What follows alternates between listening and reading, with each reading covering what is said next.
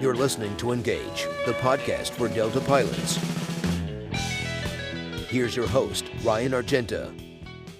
Welcome back to the Engage podcast. We're recording from the special MEC meeting in Atlanta, Georgia. I'm here with the negotiating committee and the scope committee, Eric Criswell, Brandon Conwill, and Rich Wheeler, along with the scope committee chairman, Nick Hoeffer, and George Strehlow.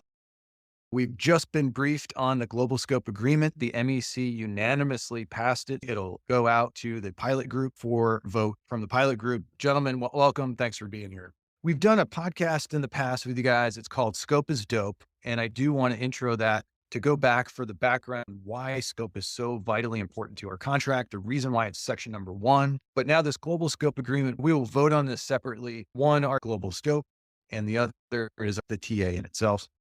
Nick, I want to go to you. Give me an overview of this global scope agreement. Let's start off what we sought to do with global scope and why global scope came about. The current scope language we have, as far as it pertains to international flying, has been cobbled together over the last couple of decades and doesn't really adequately assess the modern JV code-sharing environment. The scope language we have right now didn't really anticipate that we were going to be owning 49% of some of the partners that we're joint venturing with.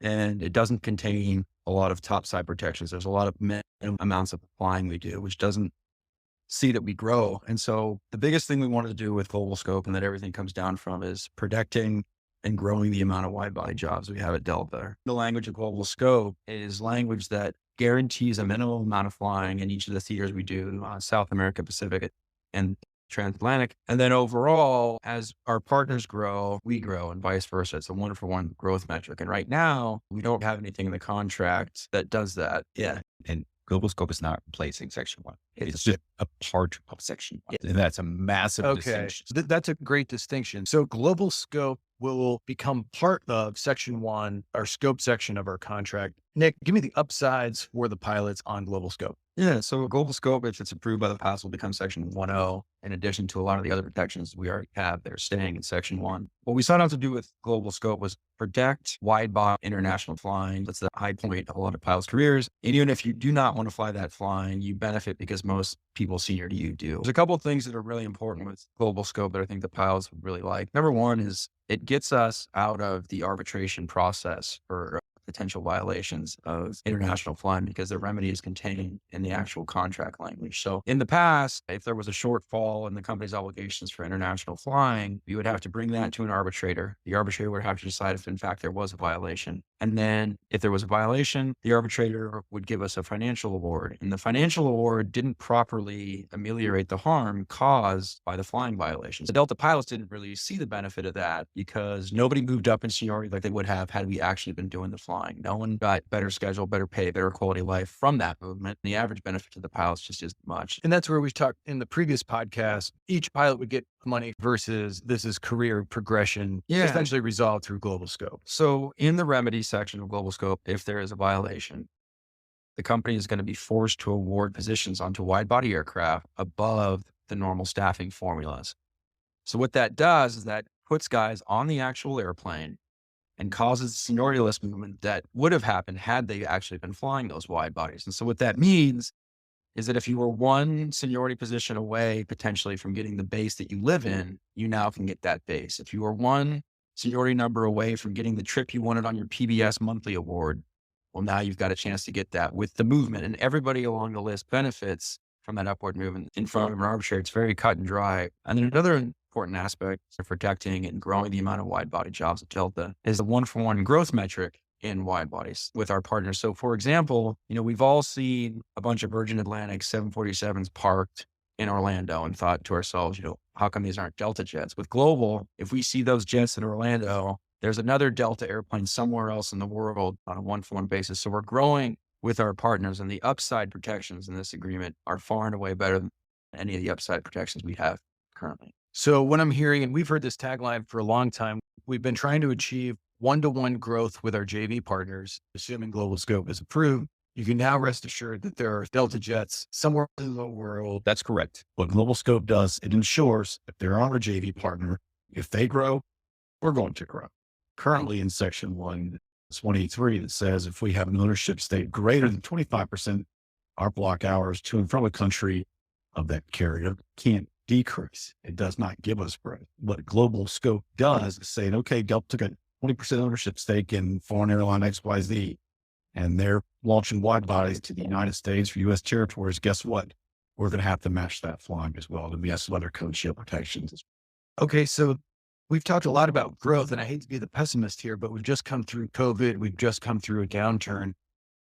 What would global scope, how would that protect Delta pilots from reducing flying? What if our partners reduce flying? Tell me about that. This is what we've seen in the past, right? So when the global financial crisis happened, there was a pull down in flying across the transatlantic. And if you look at how that pull down occurred, it was very disproportionate on the Delta side of the equation. We pulled down 4x over their reduction in flying. And the problem there was back then we were measuring capacity. And so this is on a capacity basis. This pull down was tremendous. And so we really took it in the shorts because we were flying smaller airplanes. So a lot more jobs went away from that. And so that's one of the reasons why we wanted to make sure that we're measuring this on a block hour basis, because it makes sure that it's sort of even. And so we cannot decline at a rate greater than our partners ever. Okay. So it sounds like that block hour metric takes place over some of these very complex formulas that we've had in the past. These are seat miles and revenue miles. And if Air France flew an A380, it had X amount of seats, then we would have to fly whatever metal. We don't have 380s, so we'd have to send the two 757s or 767 with those equivalent seat miles. This eliminates that complex jargon and replaces it with a simple block hour method. Is that right? Yeah. Well, so first of all, there's no metric that's perfect, but we found that block hours more closely equivocated with pilot jobs, which is back to the beginning is why we did this in the first place, to have more Delta pilots flying Delta wide body jets than we have now. And with block hours, what we've seen is that with capacity, our partners are getting rid of those 747, those 380s. And whereas, two A380s used to fly transatlantic for the same amount of capacity, now there's three A350s. And Delta, we're going the other way, where instead of flying 767-300 ERs, we're flying A330s and A350s. So if capacity was the measurement, for every two planes we send over the transatlantic, for example, they would send three. And with block hours, if we measure those wide body block hours, then if they send three airplanes, we send three airplanes. So it's a net benefit for our pilots to measure block hours. Okay. I want to go to George here because he has these great analogies. But in our last episode, Scope is Dope, George, you talk about the currency that is our seniority. So if I am on day one of my Delta career and I'm hearing this global scope, how does global scope affect me? And I want to just recap that currency of seniority, that if you're a new hire and you were assigned to a narrowbody in New York, but you live in Los Angeles, this global scope, this rising tide raises all ships. That may help you get to Los Angeles or Salt Lake or somewhere where you want to be. It may help you get into that category faster than a different resolution. That's right. So like Ryan just said, seniority is our currency, and the place where we get to spend our seniority is an AE. And in the AE, you get to make choices about what you want to buy with your seniority currency. And so, when you have money to spend, if the store doesn't have anything for offer, it really doesn't do you any good.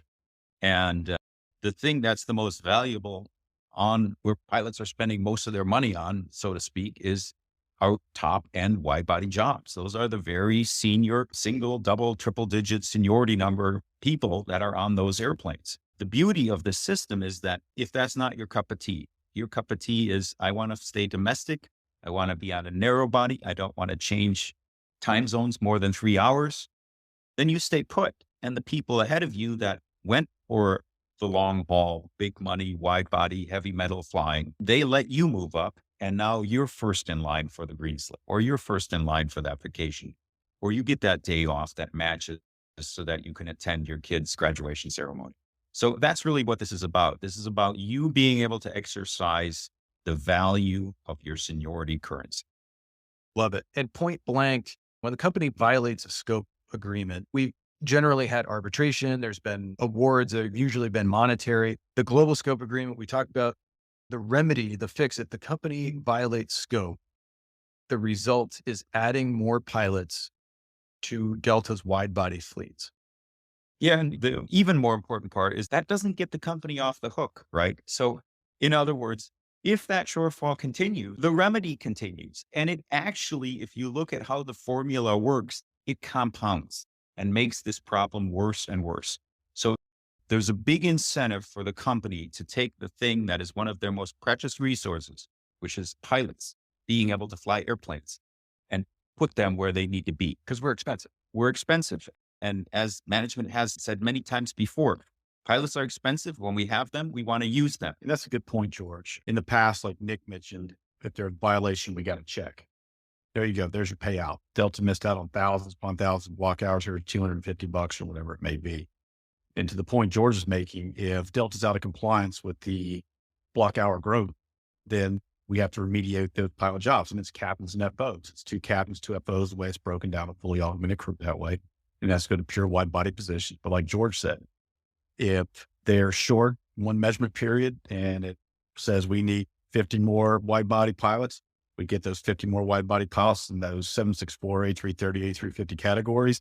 And then once that remediation period is then over, 24 months, 8 quarters later, Delta's still out of compliance. Well, guess what? It starts back over. In the past, we didn't keep getting checks, just like in the past, there were buffers or cheer periods. Just because we get the body one time doesn't make it go away.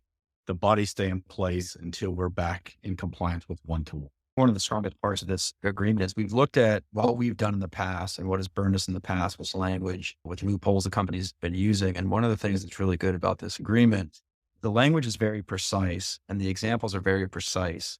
And so having done a few of these arbitrations and seeing the result and seeing the company's tactics on how they use language that's ambiguous, this is a very clear, very concise, very well spelled out agreement to avoid those mistakes we've made in the past. Okay. Again, I hate to be the pessimist here, but in the past, a company has been willing to just pay out the remediation, which is why we're going to block hour measurement. We're going to pilot remediation. But can you give me a real example of if the company is out of compliance and that requires you run the formula and within 24 months, okay, George, to you. Yeah. So if the company is out of compliance, we look at the block hours and we look at how many pilots that would take to fly those block hours. And like Brandon earlier mentioned, even if those block hours were for a flight that was on a 3-man crew, when we look at these violations and we look at remedying the situation, we assume that it's fully augmented 2 captain, 2 FO crew. And those pilots need to be put in position by 6 bid periods. And the remedy period doesn't even begin until the very last pilot has been converted to that category. So there's a disincentive for the company to drag their heels on getting these people into position. So all of these things sound very pro Delta pilot. So is this going to discourage Delta from entering into joint ventures, or does this just protect the Delta metal flying that we've been seeing? This just protects the Delta pilots. And, one of the things that's different from this agreement from how we've done agreements in the past is in the past, Delta has entered into what they call a commercial agreement. It's basically the contract that our airline signs with another airline on how they're going to divvy up the flying. And then after that happened, we try to protect our flying retroactively to match that commercial agreement. And what I think is very different from that approach to this approach is this approach takes a look at what are our interests and protects those interests regardless of what it says in the commercial agreement. They can have whatever they want in their commercial agreement, and we still need to match 1-for-1 the flying. And I think that's a very different way of doing business than we've done in the past. Something very important, George just mentioned the commercial agreement in a JV, in a profit loss sharing agreement.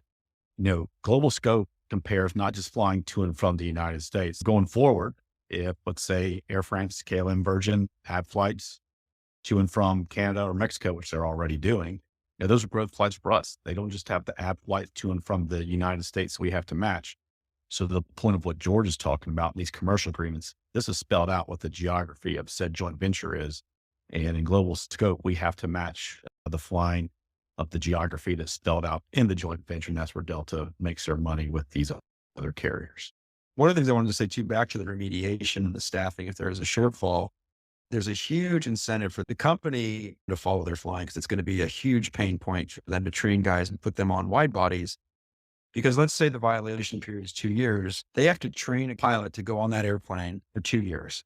And then after that pilot either stays or he goes back and they have to train that pilot again to go fly what they were flying. Whereas now most pilots leave a wide body, retire, they don't have to get retrained. We are adding these training events to the point where the company is going to have a huge disincentive from just taking the remedy and having that be worth the cost of business. So we're making it more expensive for the company to violate this agreement. So all of these is pretty net positive to the Delta pilots. So why would the company agree to global scope? Well, there's several reasons, right? One is really, if you look at where the effort went in Delta, for the past 7-10 years, we put our effort into the domestic growth, and we're kind of at a mature level of that. And so now the attention needs to turn towards international. Currently, what the company's plan is going forward, we're going to buy more wide body aircraft. We're adding to the fleet.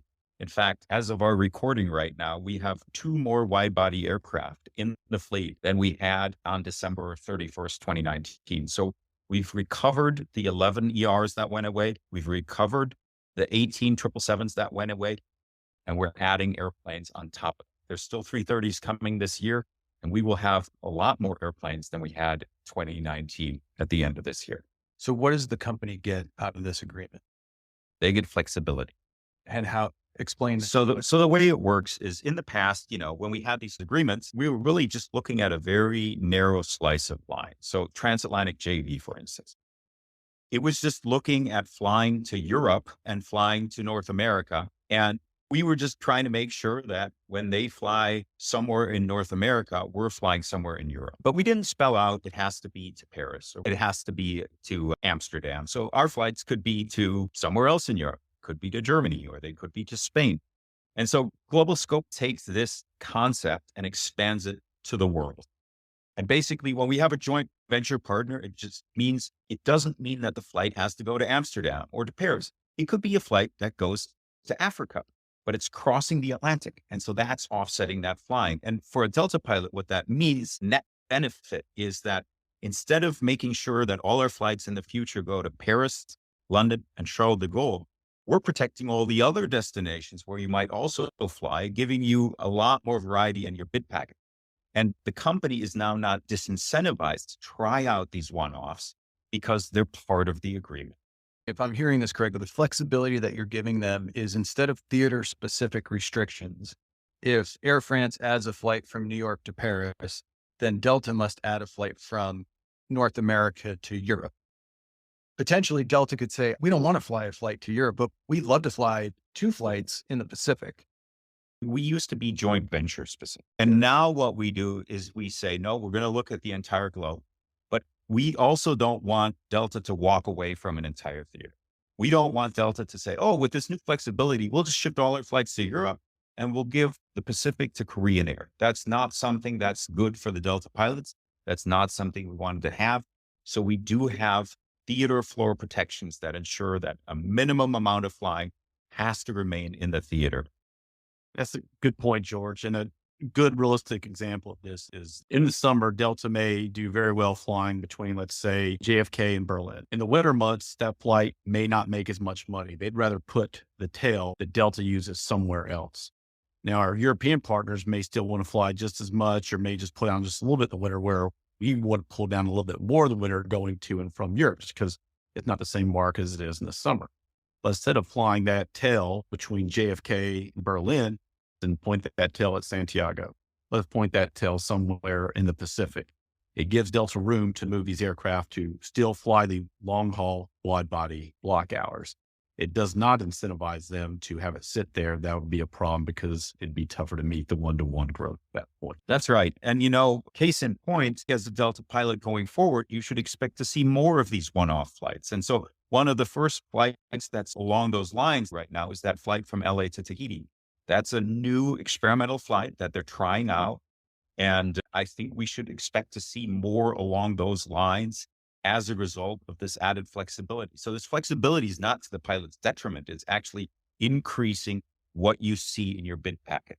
And we're protecting this flying. It was previously, these one-offs weren't protected. Our Africa flying wasn't protected. Our Middle East flying was not protected. Our India flying was not protected because none of it was part of a JV. Now with Global Scope, if they pull down that India flight, that's 14, 15 hours, somewhere in the world, we're going to have to find another 14, 15 block hours of flying to send that airplane to. So we don't lose the value of that flying. Very good. So we're already receiving questions from pilots, and I have a couple that I'd like to ask.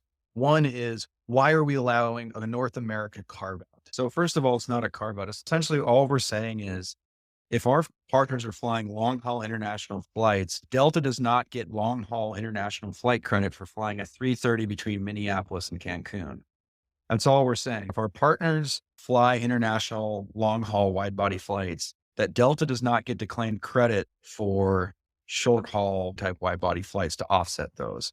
If our partner flies a long haul wide body flight, we need to match that with long haul wide body flights. So even Minneapolis to Cancun turn, even if it's on a 330, does not get credit. So if you look at what flying we're trying to protect the premium, the trips that go first in PBS, the trips that go to the senior people. Those are the trips that we're protecting. And so domestic wide body flying isn't included in this either. We don't want you to fly from JFK to LA and say, oh, 2 of those is just as good as flying from Atlanta to Charles de Gaulle. It just isn't. On the other hand, we did include Hawaii in there because typically that's premium trip that is senior and is highly desirable. So those flights are included. So if you look at it from a standpoint of what stuff looks valuable to you, that's what we've chucked into this bucket. So here's another question. We're seeing some carriers, JetBlue, for example, is flying 321 Neos or 321 XLRs transoceanic, Boston to London, for example. Is there a carve out, so to speak, on narrow bodies, or does that count as well? So again, it's not a carve out, but the reason we didn't include narrow bodies in this particular agreement was we didn't want to have our partners flying a long haul wide body flight and then Delta be able to match that with a narrow body flight. The way it's written right now, if our partners fly a long haul international premium flight, we can only match that with a long haul international flight. We can't match that with a narrow body XLR to Europe. And then we've also looked at right now in the Pacific, there's no narrow body that currently exists that can do trans-Pacific flying. In the Atlantic, you mentioned JetBlue is using narrow bodies, and that's because they only have narrow bodies. Our JV partners are getting away from narrow body flying, and I don't believe there's any current transatlantic narrow body flying for our partners. There is some in South America, but again, were we to include that, then we would also be allowing Delta to match those wide body narrow bodies, and that's what we wanted to stay away from. Okay, so it keeps it apples to apples. Exactly. Wide body, narrow body, narrow. Now, what if one of our JV partners sets up narrow body, long range flight? We then have to match that with a wide body? No, that flying is strictly not included as part of this agreement. Now, we're also not giving Delta credit, right? So there's no offset. I think it's important to look at this again from the standpoint of what it is that we're trying to protect. And when we look at our joint venture partners and the partners that Delta's partners with, they typically have the same or bigger airplanes than us. And if you have those types of airplanes, the 321 XLR just doesn't make economic sense. So if you look at the carriers that are excited about the 321 XLR, they're typically carriers that fly niche markets, or they have an all narrow body fleet. And here's a one-off airplane that they can add in order to serve 3 or 4 destinations. Delta typically doesn't partner with carriers like that. Delta typically partners with the carriers that take away our flying. So that's what we're trying to protect against. One important thing to add to what George is saying is just because narrow bodies aren't included in the new global scope language, JV partner narrow bodies are still covered in other sections of our contract. For example, 1E2, which puts limits on the amount of Delta passengers they can fly, which puts limits on the percentage of passengers over a given period of time that they can contain on those flights. So it's not like these potential partner narrow body flights are operating completely outside of the constraints of our scope language. They're just not contained.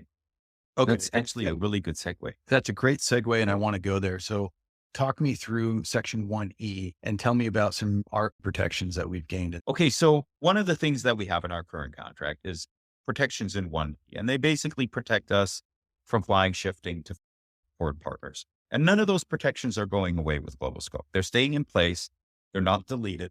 They're still there to catch that narrow body flying if there is some, and prevent flying from shifting to a partner. And so one of the ways we do that is we have section in 1E2 that says Delta cannot place more than 40% of the passengers on a partner's flight. And what we did with Global Scope is we said, look, sometimes when Delta is in the buildup to bringing a new partner online, one of the very first steps in that partnership is to start a code share arrangement. And so if Delta starts to sort of get closer to one of these foreign partners and starts putting more passengers on them, when they start getting to the 30% mark, which is a lot lower than what we previously had, which is 40.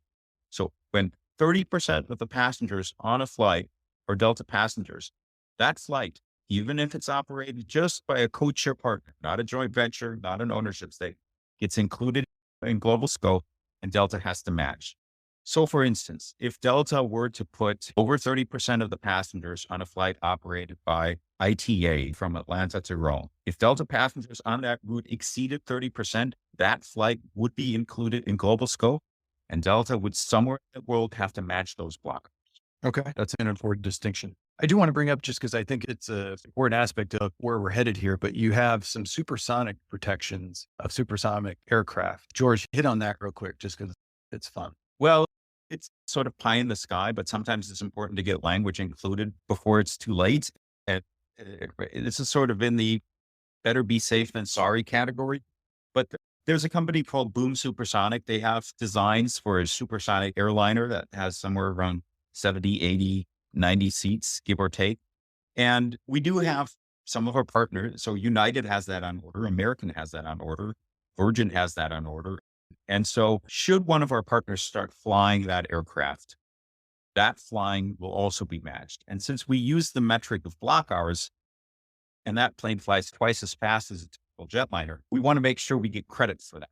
And so any flight operated by a supersonic aircraft has to be matched on a block hour basis as if that city pair was being operated by a conventional subsonic airliner. Gotcha. We try to be as forward looking as possible. And while the supersonic aircraft may or may not eventually come, now is a good time to get the language included in the contract so that if it came in the future, we weren't forced to negotiate at that time.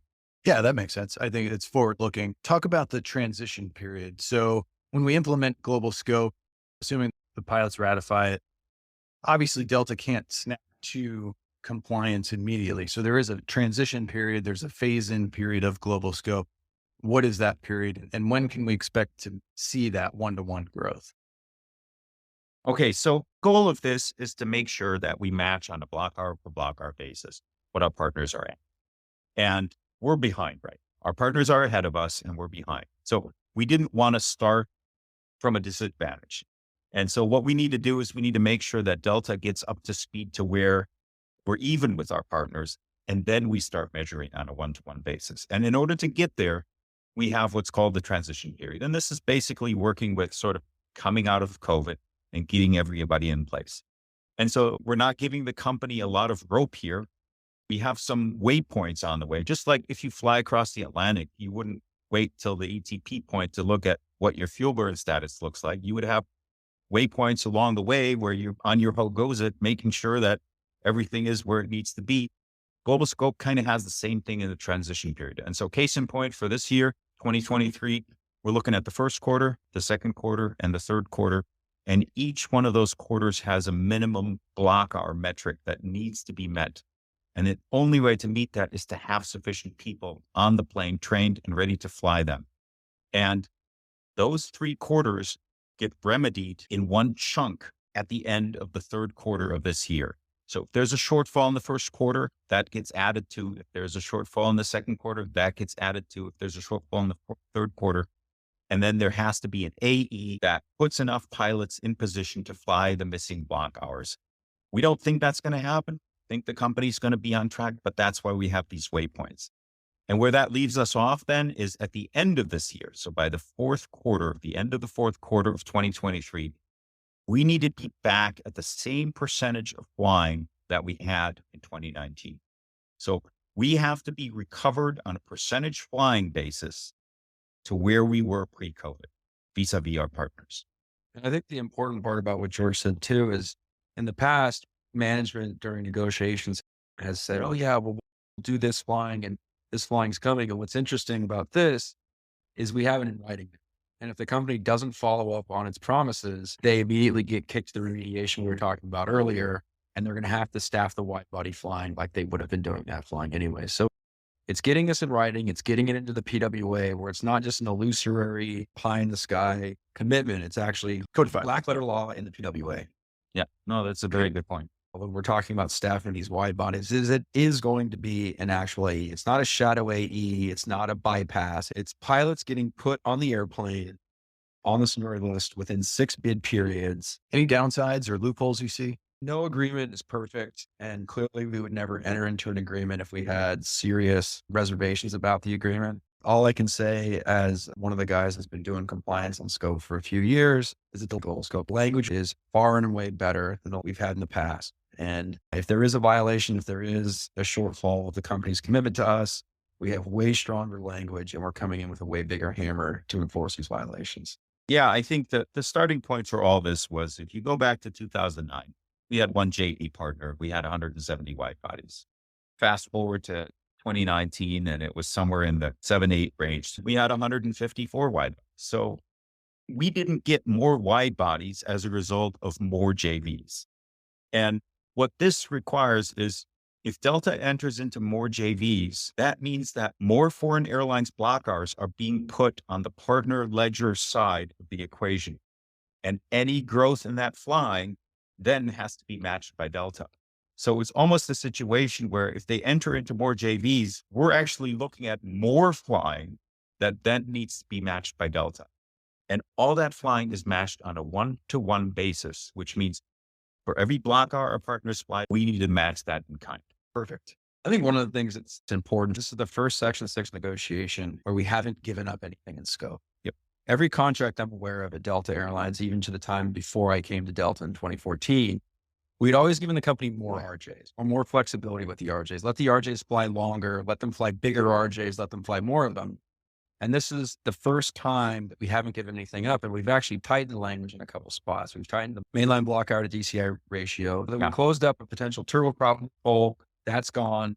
So we're basically narrowing the company's ability to use DCI to fly Delta passengers. Okay. One of the reasons why we wanted to keep global scope completely separate from Section 1 is we wanted it to be self-evident that this doesn't have any given. Nothing changed in Section 1 in terms of giving the company something. And this global scope stands all by itself. And that's why we wanted to give pilots a chance to vote on this separately from a complete TA and have the ability to look at it separately from the contract. All right. Well, this is just scratching the surface. You're going to get a ton more information. Negotiators Notepad on global scope is out. Roadshow are ongoing now. They'll be coming to a base near you, and you can ask the questions of the negotiators and of the scope committee members. So, gentlemen, thanks for being here. Nick Hoeffer, George Strehlow of the scope committee, Eric Criswell, Brandon Conwill, Rich Wheeler of the negotiating committee. Thanks for all the work. Thanks for everything you've done. Thanks, Ryan. Yeah, thanks, Sean. This has been Engaged, the podcast for Delta pilots. Thanks for listening. My name is Ryan Argenta. Stay safe and keep the rubber on the road. You're listening to Engage, the podcast for Delta pilots. Follow us on Spotify, Apple Podcast, or your favorite podcast platform, and receive notifications when a new episode is available.